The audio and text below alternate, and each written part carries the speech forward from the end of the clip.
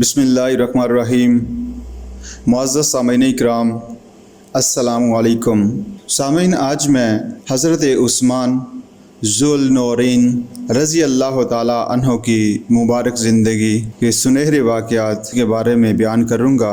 سامعین، حضرت عثمان غنی رضی اللہ تعالیٰ عنہ کے چند مناقب و فضائل اور ان کی سیرت کے چند پہلو میں کوشش کروں گا کہ قرآن مجید اور احادیث شریف کی روشنی میں آپ کے سامنے بیان کروں۔ امیر المومنین سیدنا حضرت عثمان غنی رضی اللہ تعالیٰ عنہ کے فضائل کے ضمن میں سب سے زیادہ مشہور و معروف بات ان کی نبی اکرم صلی اللہ علیہ وآلہ وسلم سے دامادی کی قرابت ہے، جو تقریباً ہر مسلمان کو معلوم ہے، اگرچہ ہمارے نزدیک نسلی تعلق اور قرابت داری اصل احساس فضیلت نہیں۔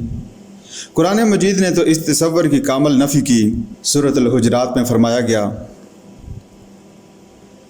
یا ایھا الناس انا خلقناکم من ذکر و انثی وجعلناکم شعوبا وقبائل لتعارفوا ان اکرمکم عند اللہ اتقاکم ان اللہ علیم خبیر۔ لوگو، ہم نے تم سب کو ایک ہی مرد اور عورت سے پیدا کیا ہے اور تمہارے جدا جدا خاندان اور قومیں جو بنائی ہیں تو باہم شناخت کے لیے، نہ کہ تکبر و افتخار کے لیے۔ بے شک تم میں سب سے زیادہ عزت دار تو اللہ تعالیٰ کے نزدیک وہی ہے جو زیادہ پرہیزگار ہے۔ بے شک اللہ جاننے والا اور باخبر ہے۔ رنگ و نسل اور خون کے رشتوں کے تعلق کو، جنہیں عام طور پر دنیا میں شرف و فضیلت کی احساس سمجھا گیا، قرآن مجید نے غلط قرار دیتے ہوئے رنگ و نسل کے تمام بتوں کو توڑ ڈالا اور اصل بنائی شرف و عزت اور کرامت و فضیلت صرف تقوی کو قرار دیا ہے۔ اسی کی تفسیر و تشریح نبی اکرم صلی اللہ علیہ وآلہ وسلم نے اس طرح فرمائی کہ حضور صلی اللہ علیہ وآلہ وسلم نے اپنے اہل خاندان کو جمع کر کے خطبہ ارشاد فرمایا، اور رشتہ داری کے لحاظ سے جو لوگ قریب ترین تعلق کے حامل ہو سکتے ہیں ان کو نام بے نام مخاطب فرمایا کہ اے رسول اللہ کے چچا عباس بن عبد المطلب، میں اللہ کے ہاں تمہارے کچھ کام نہ آ سکوں گا، اور اے صفیہ رسول اللہ صلی اللہ علیہ وآلہ وسلم کی پھوپھی، میں اللہ کے ہاں تمہارے کچھ کام نہ آ سکوں گا، اور اے محمد صلی اللہ علیہ وآلہ وسلم کی بیٹی فاطمہ، تم میرے مال میں سے جو چاہو مجھ سے مانگ سکتی ہو، لیکن اللہ کے ہاں میں تمہارے کچھ کام نہ آ سکوں گا۔ یہ مضمون متعدد احادیث میں بیان ہوا ہے۔ ترمذی کی ایک روایت کے الفاظ ہیں، یا فاطمہ بنت محمد صلی اللہ علیہ وآلہ وسلم انقذی نفسک من النار فانی لا املک لک من اللہ ضرا ولا نفعا۔ اے محمد صلی اللہ علیہ وآلہ وسلم کی بیٹی فاطمہ، اپنے آپ کو آگ سے بچانے کی فکر کرو، اس لیے کہ میں اللہ کے مقابلے میں تمہارے لیے کسی نقصان یا نفع کا اختیار نہیں رکھتا۔ اسی طرح نبی اکرم صلی اللہ علیہ وآلہ وسلم نے حجۃ الوداع کے خطبہ میں نسل، نسب اور رنگ و خون کو بنائے شرف و فضیلت سمجھنے کے باطل نظریہ پر یہ ارشاد فرما کر قاری ضرب لگائی کہ یا ایھا الناس الا ان ربکم واحد و ان آباکم واحد الا لا فضل لعربی علی عجمی ولا لعجمی علی عربی ولا لاحمر علی اسود ولا اسود علی احمر الا بالتقوی۔ اے لوگو، جان لو کہ تمہارا رب ایک ہے اور تمہارا باپ بھی ایک ہی ہے۔ جان لو کہ کسی عربی کو کسی اجمی پر، کسی اجمی کو کسی عربی پر، کسی گورے کو کسی کالے پر، اور کسی کالے کو کسی گورے پر کوئی فضیلت حاصل نہیں، اور فضیلت حاصل ہے تو وہ تقوی کی بنیاد پر۔ سورۃ الحجرات کی مذکورہ آیت میں تقوی کو فضیلت و اکرام کی بنیاد قرار دینے کے علاوہ قرآن حکیم نے اس بات کو مختلف اسالیب سے بیان کر دیا کہ اللہ تعالیٰ کی عدالت میں کوئی حسب و نسب کسی کے کام نہیں آ سکے گا، بلکہ ہر انسان کو صرف اس کے اپنے اعمال ہی اللہ کی پکڑ سے بچا سکیں گے، جیسا کہ سورۃ النجم میں فرمایا گیا، وَأَن لَيْسَ لِلْإِنسَانِ إِلَّا مَا سَعَىٰ وَأَنَّ سَعْيَهُ سَوْفَ يُرَىٰ، اور متعدد مقامات پر فرمایا گیا، لا تزر وازرۃ وزر اخریٰ۔ یہود و نصارہ کو یہی پندار لاحق ہو گیا کہ چونکہ وہ انبیاء کی اولاد ہیں اور ان کی نسل میں جلیل القدر پیغمبر مبعوث ہوئے، لہٰذا وہ اللہ تعالیٰ کے چہیتے ہیں اور اس کے بیٹوں کی مانند ہے۔ وقالت الیہود والنصارى نحن ابناء اللہ واحباؤہ، ان کے اس پندار کو قرآن مجید نے باطل قرار دیا اور فرمایا گیا واتقوا یوم لا تجزی نفس عن نفس شیئا ولا یقبل منہا شفاعۃ، ان کو متنبہ کیا گیا کہ پچھلوں کی کمائی ان کے لیے تھی اور تمہاری کمائی تمہارے لیے ہے۔ تلک امۃ قد خلت لہا ما کسبت ولکم ما کسبتم، پس معلوم ہوا کہ ازروہی قرآن مجید اصل بنائے فضیلت اور اصل بنائے شرف نسل اور خون کا رشتہ نہیں ہے بلکہ ایمان و تقوی ہے۔ سامعین، دو باتیں انتہائی قابل غور ہیں۔ پہلے یہ کہ نبی اکرم صلی اللہ علیہ وآلہ وسلم سے قرابت داری اور رشتہ داری کا تعلق چاہے کلی طور پر بنائے فضیلت نہ ہو لیکن من وجہ فضیلت کی ایک بنیاد ضرور ہے۔ دوسری یہ کہ چونکہ عوام کے ذہن عموماً اس بنائے شرف کو قبول کر لیتے ہیں بلکہ عوام کی اکثریت کا تصور فضیلت یہی ہے۔ ہمارے ہاں ایک مکتبہ فکر نے عوام الناس کی اس کمزوری سے فائدہ اٹھا کر اسی چیز کو بنائے شرف و فضیلت بنا کر اس کا زبردست چرچا کیا۔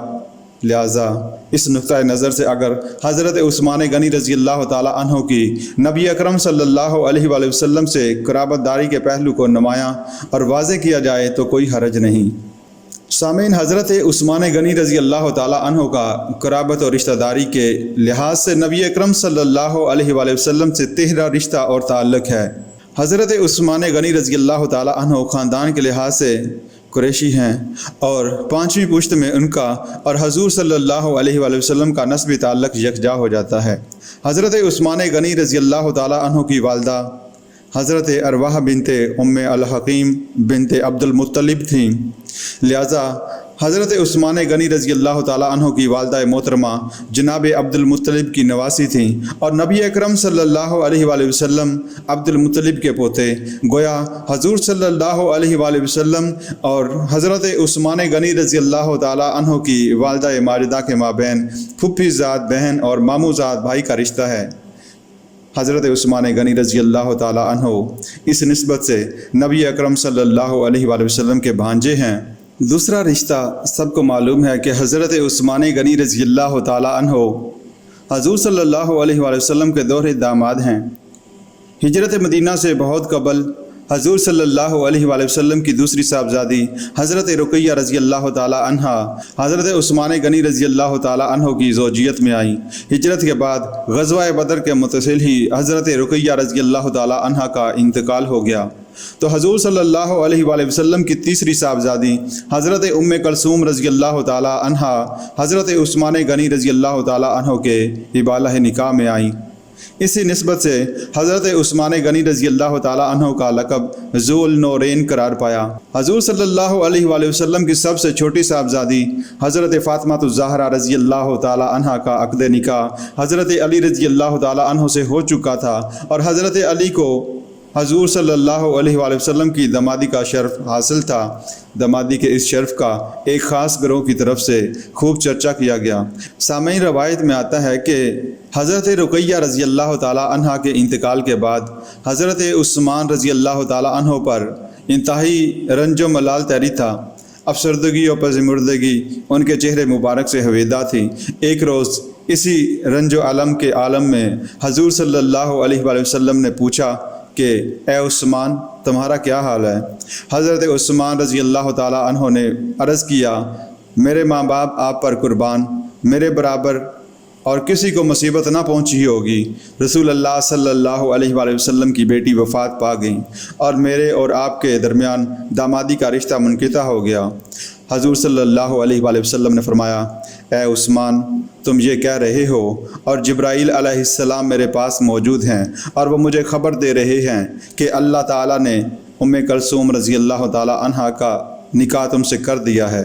گویا حضرت عثمان غنی رضی اللہ تعالیٰ عنہ کا ام کلثوم رضی اللہ تعالیٰ عنہا سے نکاح آسمان پر پہلے ہوا اور زمین پر بعد میں۔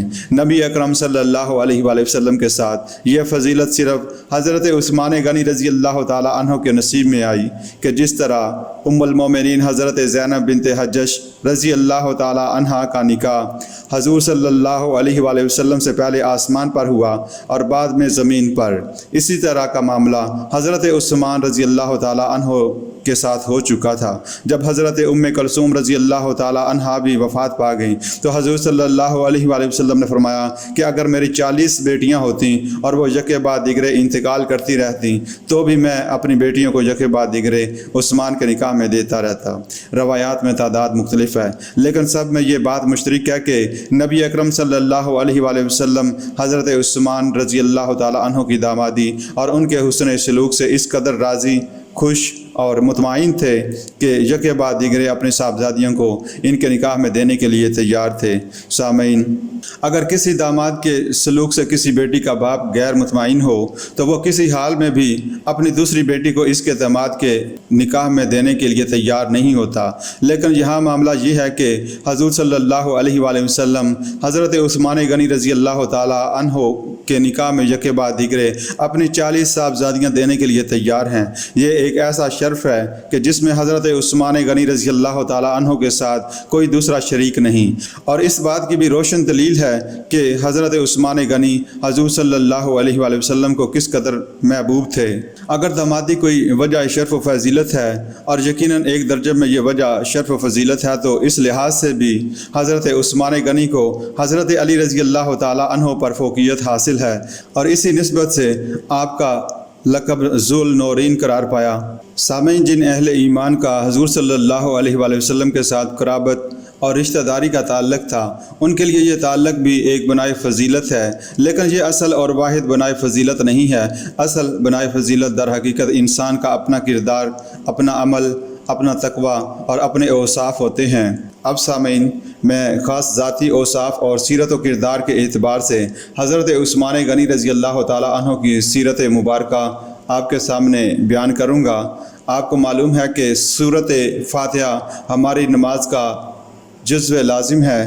اس صورت میں ہم اپنے رب سے ہر رکعت میں دعا کرتے ہیں کہ اہدنا الصراط المستقیم صراط الذین انعمت علیہم، اے ہمارے پروردگار ہمیں سیدھے رستے پر چلا، ان لوگوں کے رستے پر جن پر تو نے انعام فرمایا۔ لیکن یہاں یہ بیان نہیں ہوا کہ منعم علیہم کون لوگ ہیں کہ جن کے راستے کی رہنمائی کی دعا کی جا رہی ہے۔ فہم قرآن کا ایک اصول یہ ہے کہ القرآن یفسر بعضہ بعضا۔ سورۃ النساء میں اس بات کو واضح کیا گیا۔ وہاں فرمایا گیا کہ ان اہل ایمان کو جو اللہ اور اس کے رسول صلی اللہ علیہ وآلہ وسلم کی اطاعت کو اس دنیا میں لازم کر لیں گے، آخرت میں ان لوگوں کی رفاقت نصیب ہوگی جن پر اللہ تعالیٰ کا انعام ہوا، اور یہ منعم علیہم اور خوش نصیب لوگ انبیاء، صدیقین، شہداء اور صالحین ہیں۔ ایسے مبارک اور احسن لوگوں کی رفاقت اہل ایمان کو نصیب ہوگی۔ وَمَن يُطِعِ اللَّهَ وَرَسُولَهُ فَأُولَٰئِكَ مَعَ الَّذِينَ أَنْعَمَ اللَّهُ عَلَيْهِم مِّنَ النَّبِيِّينَ وَالصِّدِّيقِينَ وَالشُّهَدَاءِ وَالصَّالِحِينَ وَحَسُنَ أُولَٰئِكَ رَفِيقًا۔ سورۃ النساء کی اس آیت سے معلوم ہوا کہ ازروحی قرآن حکیم منعم علیہم کی 4 جماعتیں ہیں۔ ان میں انبیاء کرام علیہ السلام بلند ترین مقام پر فائز ہیں، پھر صدیقین کا درجہ ہے، ان کے بعد شہداء کرام، اور ان کے بعد مومنین صالحین ہیں۔ ان 4 درجات عالیہ میں جہاں تک نبوت کا تعلق ہے وہ پہلے ہی کسبی نہیں وہ بھی تھی، اور نبی اکرم صلی اللہ علیہ وآلہ وسلم کی ذات گرامی پر اس کا دروازہ ہمیشہ ہمیش کے لیے بند ہو چکا ہے۔ اب قیامت تک کسی نوح کا کوئی نبی مبعوث نہیں ہوگا۔ اب جو بھی دعوی نبوت کرے اس کے کذاب ہونے میں کوئی کلام نہیں۔ بقیہ جو 3 مراتب و مدارج ہیں ان کے دروازے اب بھی کھلے ہیں اصحاب ہمت و عزمیت کے لیے۔ اپنی اپنی ہمت، کوشش، محنت، ایثار اور کسی درجے میں اپنی اپنی افتادِ طبی کے اعتبار سے ان 3 مراتب پر فائز ہونا اب بھی ممکن ہے۔ جو نفوس قدسی نبی اکرم صلی اللہ علیہ وآلہ وسلم کے صحبت یافتہ ہیں اور صحابی ہونے کے شرف کے حامل ہیں، ان کے رتبے اور مرتبے کو پہنچنا ممکن نہیں۔ ہاں، ان مقامات عالیہ کے دروازے بند نہیں ہوئے اور مومنین کو اپنی اپنی سعی و جہد اور محنت کے نتیجہ میں یہ درجات حاصل ہو سکتے ہیں۔ اولئک ھم الصادقون والشہداء عند ربہم، یہی وہ لوگ ہیں جو اپنے رب کے نزدیک صدیق بھی ہیں اور شہید بھی۔ لہم اجرہم و نورہم، یہی وہ لوگ ہیں جن کا بدلہ بھی اللہ کے ہاں محفوظ ہے اور جن کا نور بھی محفوظ ہے۔ حضرت عثمان غنی رضی اللہ تعالی عنہ کے لقب ذو النورین کی شرح میں آیت کی روشنی میں بھی ہوتی ہے، کیونکہ ہم جب حضرت عثمان غنی رضی اللہ تعالی عنہ کی سیرت مبارکہ کا مطالعہ کرتے ہیں تو صاف نظر آتا ہے کہ نور صدیقیت اور نور شہادت دونوں جس شخصیت میں یکجا جمع ہوئے ہیں وہ حضرت عثمان بن عفان رضی اللہ تعالی عنہ ہیں۔ اس بات کو حضرت عثمان غنی رضی اللہ تعالی عنہ کی سیرت کے تجزیے سے بہتر طریقے سے سمجھا جا سکے گا۔ سب سے پہلے اطاع کے وصف کو لیجئے جو مقام صدیقیت کا وصف اول ہے۔ یہ وصف حضرت عثمان غنی رضی اللہ تعالی عنہ کی سیرت میں بہت نمایاں ہو کر سامنے آتا ہے۔ امام الہند حضرت شاہ ولی اللہ دہلوی رحمۃ اللہ علیہ نے اپنی معرکۃ الآراء کتاب ازالۃ الخفا عن خلافت الخلفاء میں محققین کا یہ قول نقل کیا ہے کہ حضرت عثمان غنی رضی اللہ تعالی عنہ کو ذو النورین کا جو لقب ملا تو اس کا ایک سبب یہ بھی ہے کہ ان میں دو سخاوتیں جمع ہو گئی تھیں۔ ایک سخاوت اسلام لانے سے پہلے کی زندگی کی ہے اور دوسری سخاوت کی شان وہ ہے جو اسلام لانے اور نبی اکرم صلی اللہ علیہ وآلہ وسلم کے دست مبارک پر بیعت کرنے کے بعد ظاہر ہوئی۔ اصلاً تو آپ رضی اللہ تعالی عنہ کو ذو النورین کا لقب حضور صلی اللہ علیہ وآلہ وسلم کی دو صاحبزادیوں کا یکے بعد دیگرے آپ رضی اللہ تعالی عنہ کے بالہ عقد میں آنے کی وجہ سے ملا تھا، لیکن حضرت شاہ ولی اللہ دہلوی کے نزدیک محققین امت کا یہ قول بھی سند کا درجہ رکھتا ہے کہ اس معزز لقب کا باعث حضرت عثمان رضی اللہ تعالی عنہ کی زندگی میں اسلام سے قبل اور قبول اسلام کے بعد کی جود و سخا بھی ہے۔ حضرت عثمان غنی رضی اللہ تعالی عنہ کی عمر نبی اکرم صلی اللہ علیہ وآلہ وسلم سے 5 سال کم تھی۔ ان کے حضرت ابو بکر صدیق رضی اللہ تعالی عنہ سے بھی بڑے گہرے مراسم تھے۔ ظاہر ہے کہ گہرے اور مضبوط دوستانہ تعلقات و مراسم میں طبیعت و مزاج کی یکجانگی اور موافقت موجود ہونا ضروری ہوتا ہے، لہذا جس طرح اسلام سے قبل حضرت ابو بکر صدیق رضی اللہ تعالی عنہ پیکر و جود و سخا اور نوح انسانی کی ہمدردی سے معمور شخصیت تھے، اسی کا عکس کامل حضرت عثمان غنی رضی اللہ تعالی عنہ بھی تھے۔ اسلام لانے کے بعد جس طرح صدیق اکبر نے اپنا سارا احساسہ مال و منال دین حق کی سربلندی اور غلبے کے لیے لگایا اور ان غلاموں کو جو دولت ایمان سے مشرف ہونے کے باعث اپنے آقاؤں کے ہاتھوں ظلم کی چکی میں پس رہے تھے، اپنی جیب خاص سے خرید کر آزاد کیا اور غزوہ تبوک کے موقع پر اپنا پورا گھر کا احساسہ سمیٹ کر نبی اکرم صلی اللہ علیہ وآلہ وسلم کے قدموں میں لا ڈالا۔ کم و بیش یہی کیفیت حضرت عثمان غنی رضی اللہ تعالی عنہ کی بھی رہی ہے اور انہوں نے نہایت ہی نامساعد حالات میں اپنے سرمایہ سے دین کی خدمت کی ہے، جس کی چند مثالیں اس وقت جو بات میں آپ کو بتانا چاہتا ہوں وہ یہ ہے کہ ہر صدیق کی سیرت میں صدیقیت کبریٰ کا عکس ضرور نظر آئے گا۔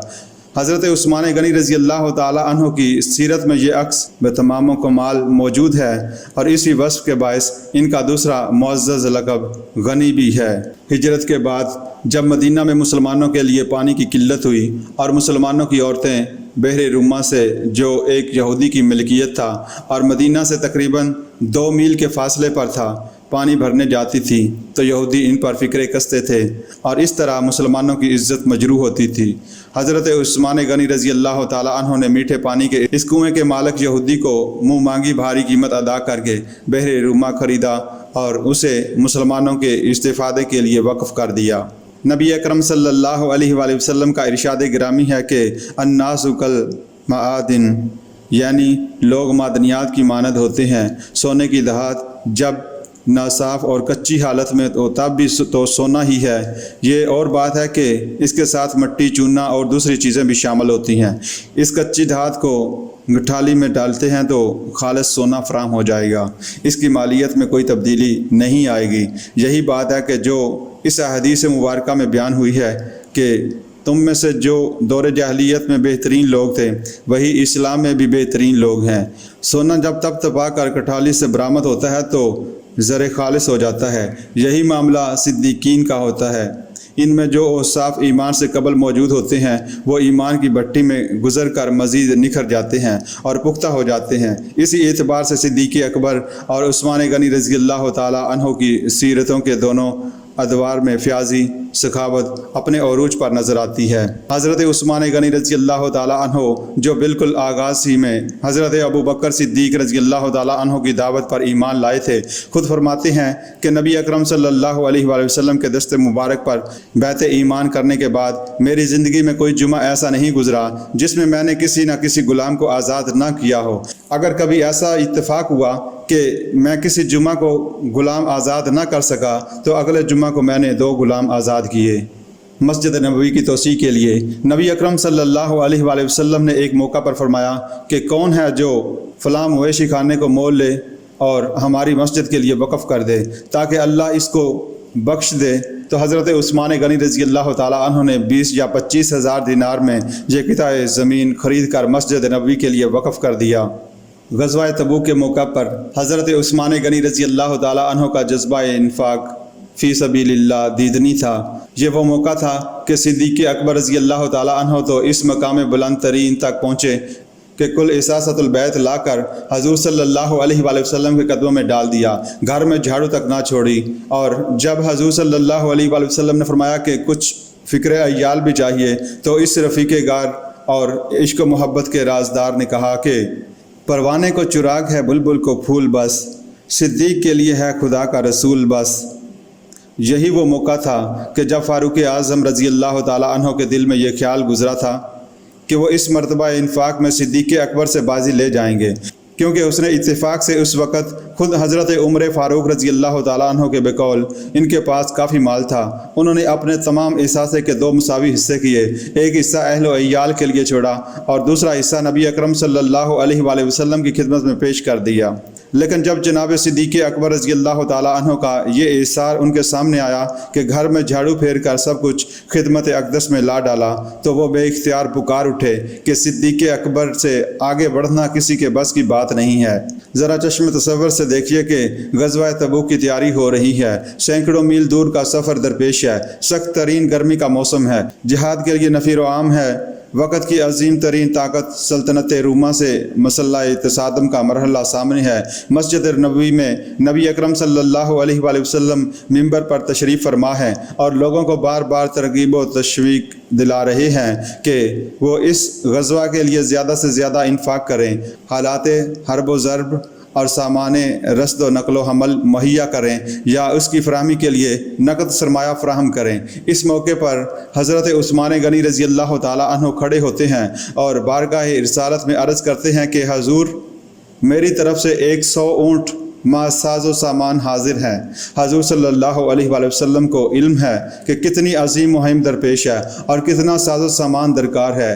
حضور صلی اللہ علیہ وآلہ وسلم صحابہ رضی اللہ تعالیٰ عنہ کو انفاق کی مزید ترغیب دیتے ہیں۔ حضرت عثمان رضی اللہ تعالیٰ عنہ پھر کھڑے ہوتے ہیں اور عرض کرتے ہیں کہ حضور میں مزید 100 اونٹ ما ساز و سامان پیش کرتا ہوں۔ حضور صلی اللہ علیہ وآلہ وسلم لوگوں کو مزید ترغیب دیتے ہیں۔ حضرت عثمان تیسری بار پھر کھڑے ہوتے ہیں اور عرض کرتے ہیں کہ میں ساز و سامان سمیت 100 اونٹ مزید فی سبیل اللہ نظر کرتا ہوں، یعنی اس مرد غنی رضی اللہ تعالیٰ عنہ کی جانب سے اس غزوہ کے لیے 300 اونٹ ما ساز و سامان پیش کیے جاتے ہیں۔ حدیث میں آتا ہے کہ اس موقع پر حضور صلی اللہ علیہ وآلہ وسلم ممبر سے اترے اور 2 مرتبہ فرمایا کہ اس کے بعد عثمان کو کوئی بھی عمل آخرت میں نقصان نہیں پہنچا سکتا۔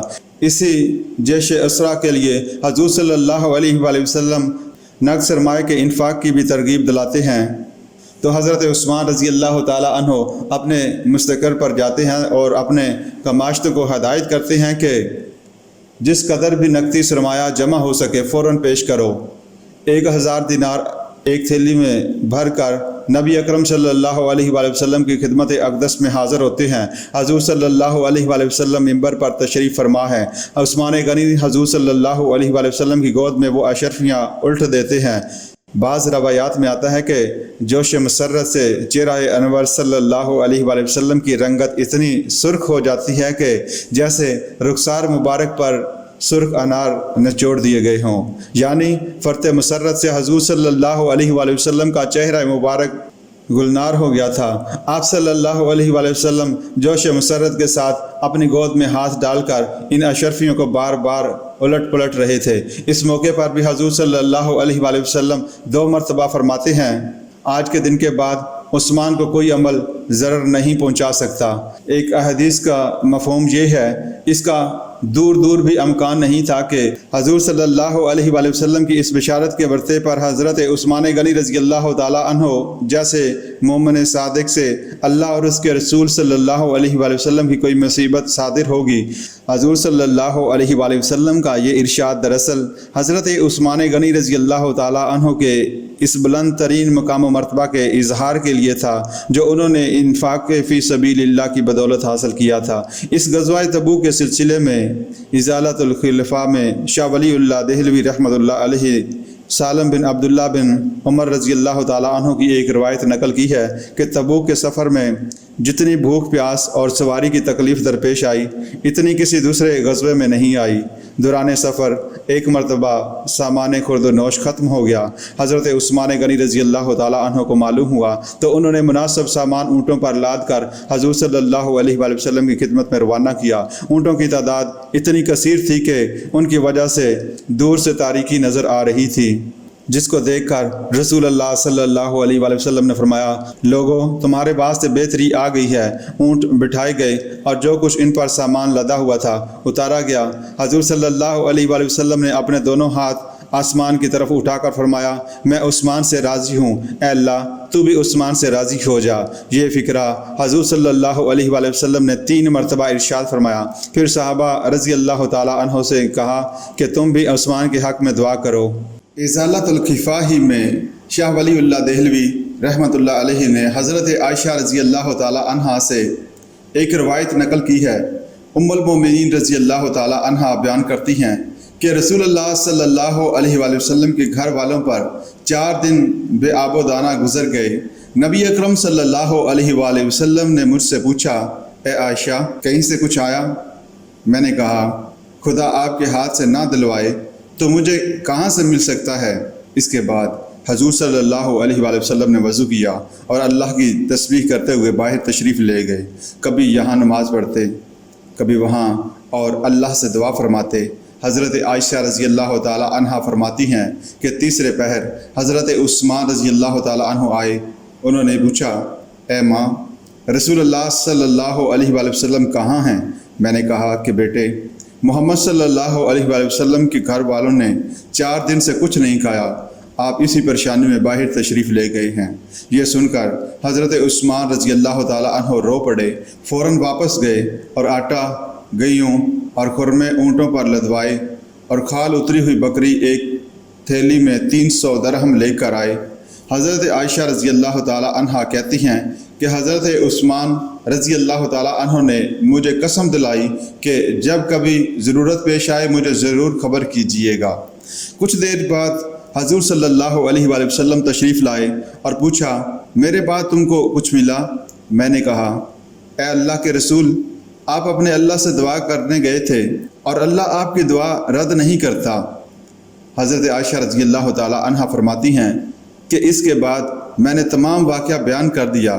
رسول اللہ صلی اللہ علیہ وآلہ وسلم یہ سن کر پھر مسجد میں چلے گئے اور میں نے سنا کہ آپ ہاتھ اٹھا کر دعا فرما رہے تھے کہ اے اللہ میں عثمان سے راضی ہو گیا، تو بھی اس سے راضی ہو جا۔ اے اللہ میں عثمان سے راضی ہو گیا، تو بھی اس سے راضی ہو جا۔ صدقے میں حضرت عثمان رضی اللہ تعالی عنہ کا مرتبہ بے حد بلند تھا۔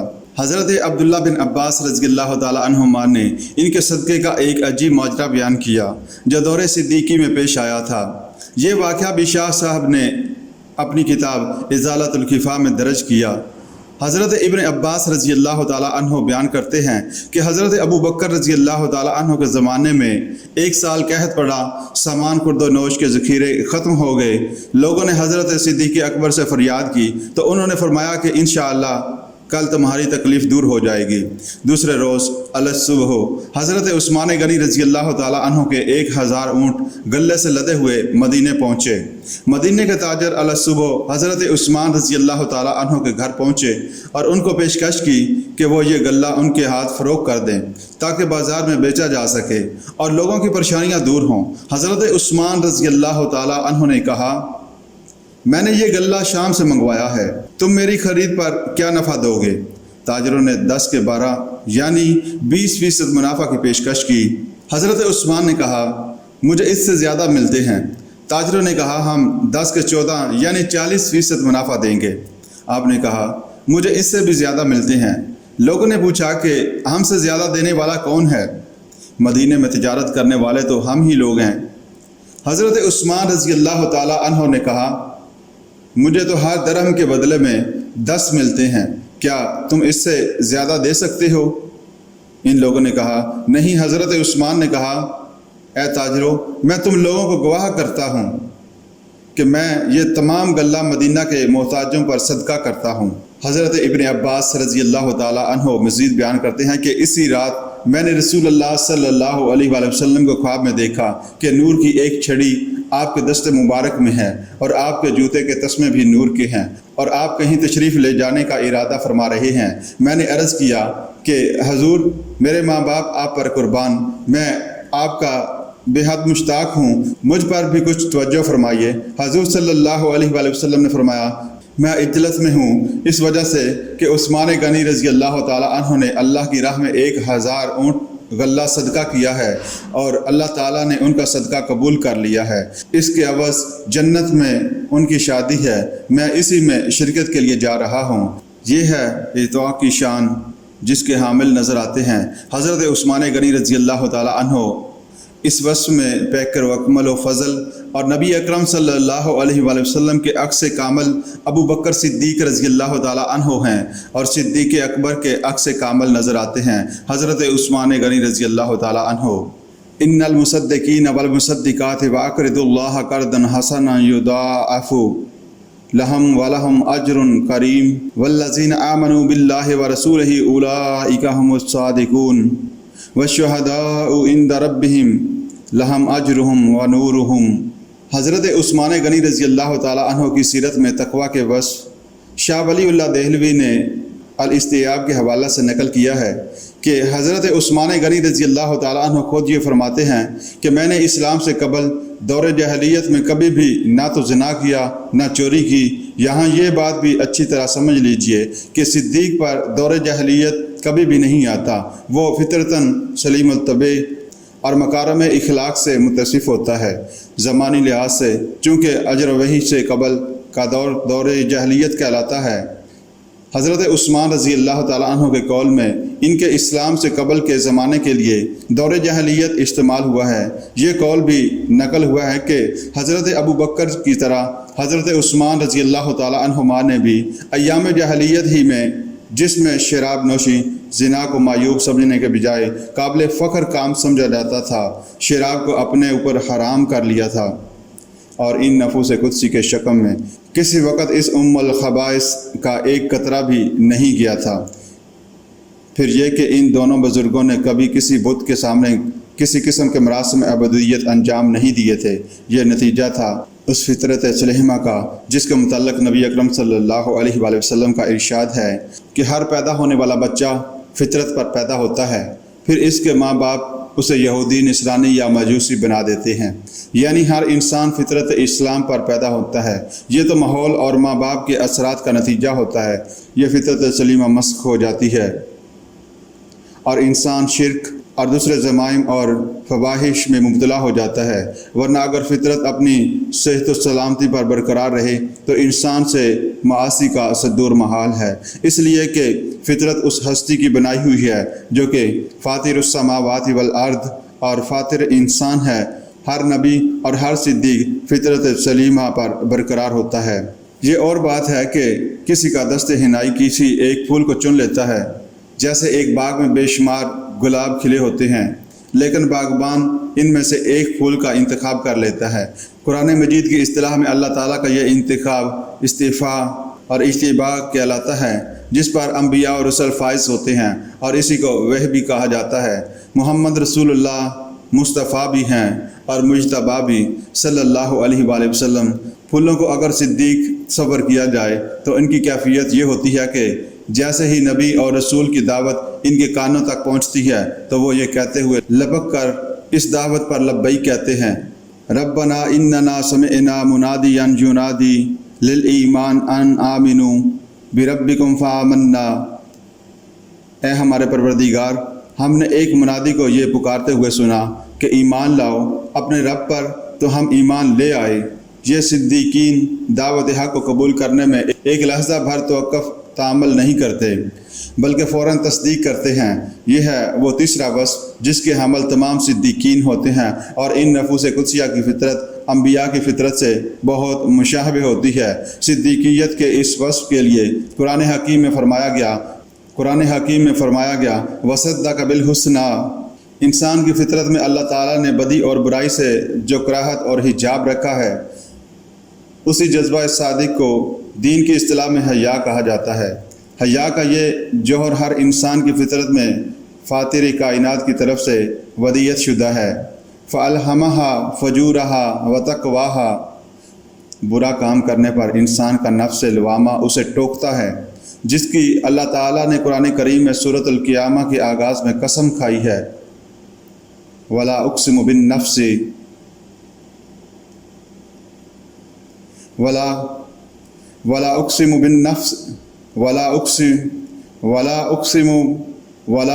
بِالنَّفْسِ اللَّوَّامَةِ۔ اسی کو ہم ضمیر کی خلش سے تعبیر کرتے ہیں۔ نبی اکرم صلی اللہ علیہ وآلہ وسلم نے ایک مرتبہ گناہ کی تعریف یوں فرمائی، گناہ وہ ہے جس سے تمہارے سینے میں خلجان پیدا ہو جائے اور تم اس کو ناپسند کرو کہ تمہارا وہ عمل لوگوں کے علم میں آ جائے اور لوگ اس پر مطیع ہو جائیں۔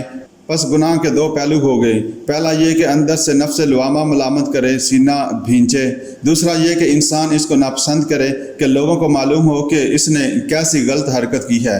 اسی احساس کا دوسرا نام حیا ہے، اور حیا کے بارے میں نبی اکرم صلی اللہ علیہ وآلہ وسلم کا ارشاد ہے کہ الحیاء شعبۃ من الایمان، حیا ایمان کا ایک شعبہ ہے، اور ایک حدیث میں تو حیا کو نصف الایمان قرار دیا گیا ہے۔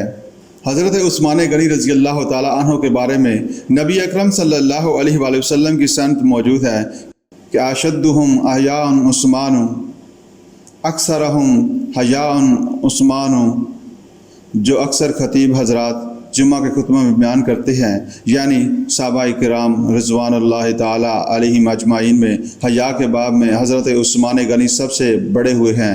اور یہ متفق عالیہ حدیث ہم نے ابھی پڑھی کہ الحیاء شعبۃ من الایمان، حضرت عثمان کے بارے میں جو یہ کہا جاتا ہے کہ کامل الحیاء والایمان، تو وہ 100% درست ہے، کیونکہ جو حیا میں کامل ہوگا وہ ایمان میں بھی کامل ہوگا۔ حضرت عثمان رضی اللہ تعالیٰ عنہ کی حیا کے بارے میں مسلم شریف میں ایک حدیث حضرت عائشہ صدیقہ رضی اللہ تعالیٰ عنہا کی زبانی بیان ہوا ہے۔ وہ فرماتی ہیں کہ ایک مرتبہ حضور صلی اللہ علیہ وآلہ وسلم میرے حجرے میں تشریف فرما تھے، اور آپ ایک گدیلے پر بے تکلفی سے استراحت فرما رہے تھے۔ وہ روایت کرتی ہیں اطلاع ملی کہ حضرت ابو بکر رضی اللہ تعالیٰ عنہ تشریف لائے ہیں اور اذن باریابی کے خواہ ہیں۔ حضور صلی اللہ علیہ وآلہ وسلم کی اجازت سے حضرت ابو بکر صدیق رضی اللہ تعالیٰ عنہ حجرے میں تشریف لائے۔ حضور صلی اللہ علیہ وآلہ وسلم جس حال میں استراحت فرما رہے تھے اسی طرح لیٹے رہے۔ حضرت ابو بکر صدیق رضی اللہ تعالیٰ عنہ نے جو بات کرنی تھی کی اور واپس تشریف لے گئے۔ تھوڑی دیر کے بعد اطلاع ملی کہ عمر فاروق رضی اللہ تعالیٰ عنہ ملاقات کے لیے حاضر ہوئے ہیں اور اذن باریابی کے طالب ہیں۔ ان کو بھی اندر آنے کی اجازت مل گئی۔ وہ آئے اور حضور صلی اللہ علیہ وآلہ وسلم اسی طرح لیٹے رہے۔ وہ بھی اپنی بات کر کے رخصت ہو گئے۔ تیسری مرتبہ اطلاع دی گئی حضرت عثمان غنی رضی اللہ تعالیٰ عنہ بھی ملاقات کرنا چاہتے ہیں۔ اس اطلاع کے بعد حضور صلی اللہ علیہ وآلہ وسلم بستر پر اٹھ کر بیٹھ گئے اور اپنے کپڑے درست فرما لیے، اور ساتھ ہی مجھے حضرت عائشہ رضی اللہ تعالی عنہا کو حکم دیا کہ اپنے کپڑے خوب اچھی طرح اپنے جسم پر لپیٹ لو اور پورا جسم ڈھانپ کر دیوار کی طرف منہ کر کے بیٹھ جاؤ۔ یہ اہتمام کرنے کے بعد حضرت عثمان غنی رضی اللہ تعالی عنہ کو اذن باریابی ملا، وہ بھی حجرہ مبارک میں حاضر ہوئے، جو بات کرنی تھی کر کے رخصت ہوئے۔ حضرت عائشہ صدیقہ رضی اللہ تعالی عنہ فرماتی ہیں کہ حضرت عثمان کے جانے کے بعد میں نے حضور صلی اللہ علیہ وآلہ وسلم سے دریافت کیا کہ ابو بکر اور عمر کے آنے پر تو آپ نے کوئی خاص اہتمام نہیں فرمایا، یہ کیا خاص بات تھی کہ عثمان غنی کے آنے پر آپ نے خود بھی کپڑوں کی درستگی کا خاص اہتمام فرمایا اور مجھے بھی ہدایت فرمائی کہ میں خوب اچھی طرح کپڑے لپیٹ لوں؟ جواب میں حضور صلی اللہ علیہ وآلہ وسلم نے فرمایا کہ اے عائشہ، عثمان انتہائی حیادار شخص ہیں، مجھے یہ اندیشہ ہوا کہ اگر میں اسی طرح بے تکلفی سے لیٹا رہا تو عثمان اپنی فطرت حیا اور حجاب کی وجہ سے وہ بات نہیں کر سکیں گے جس کے لیے وہ آئے تھے، اور ویسے ہی واپس چلے جائیں گے۔ ایک روایت میں یہ الفاظ بھی آئے ہیں کہ حضور صلی اللہ علیہ وآلہ وسلم نے فرمایا عثمان کی شخصیت تو وہ ہے کہ جس سے فرشتے بھی حیا کرتے ہیں، چنانچہ میں نے بھی ان سے حیا کی ہے۔ یہ واقعہ مسلم شریف میں حضرت عائشہ صدیقہ رضی اللہ تعالی عنہ اور حضرت عثمان رضی اللہ تعالی عنہ سے ان الفاظ میں مروی ہے۔ یہ ہے حضرت عثمان غنی رضی اللہ تعالی عنہ کی حیا کا معاملہ۔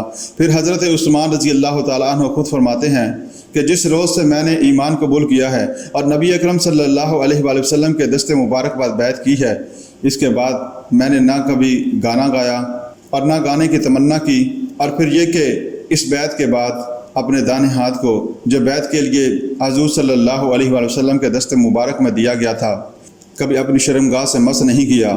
حضرت عثمان رضی اللہ تعالیٰ عنہ کے یہ الفاظ ہیں۔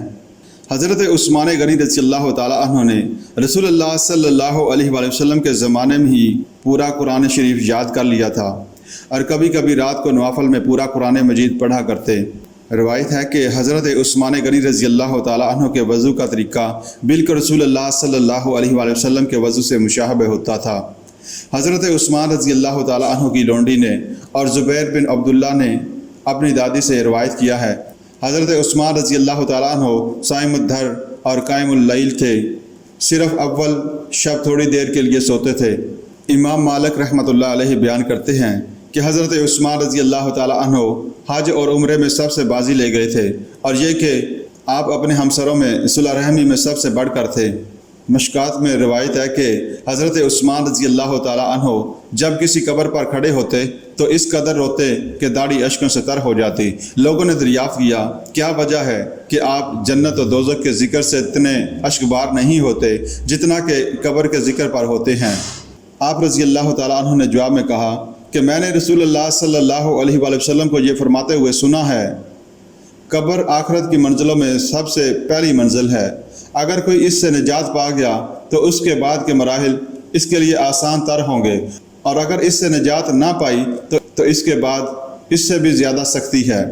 ترمذی اور ابن ماجہ میں حضرت عثمان غنی رضی اللہ تعالیٰ عنہ سے روایت ہے کہ میں نے رسول اللہ صلی اللہ علیہ وآلہ وسلم کو فرماتے ہوئے سنا، میں نے قبر سے زیادہ کسی مقام کو ہیبت ناک نہیں دیکھا۔